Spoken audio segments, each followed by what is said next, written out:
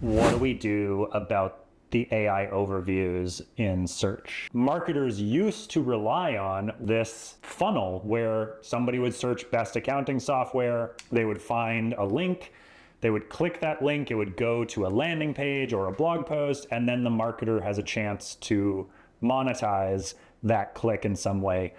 That's been completely upended. And so the question on everybody's mind is, well, what do we do about this?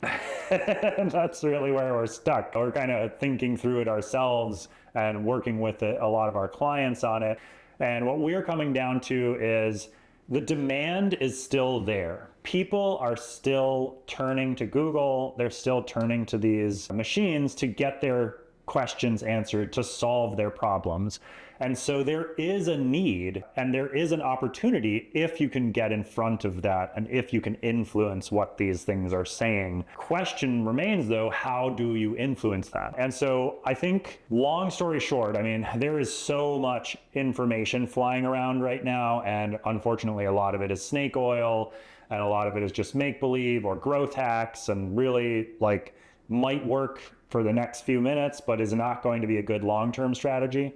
I think if you're dealing with this and you're losing a lot of click traffic, this is how we're thinking about it here at Narrative Bent. Your website needs to be your biggest salesperson. It needs to answer all of the main questions that somebody might ask you on a demo call or on a sales call. You should have landing pages comparing you versus your other top competitors. You should have, all of the major consideration points like price and feature set and case studies, those need to be present on your website. But all of that discovery content, all of that stuff that's kind of like what I'm doing right now, this doesn't have to live on the website anymore, because if somebody were to ask Google, what is an AI overview, or how does AI impact SEO? Google is just going to answer that question on its own. They're not going to send me any traffic. And so now all of that content, it's still valuable, but it needs to live on another platform. You need to be putting it out there on social, like I am right now on LinkedIn, on YouTube, on Instagram. You need to be getting away from, that kind of top of funnel, mid funnel content. That's all happening off of your website now. And you need to be trying to influence the conversation on other platforms that are not owned by you. The things that you do control are those last steps, that zero moment of truth when somebody is ready to buy.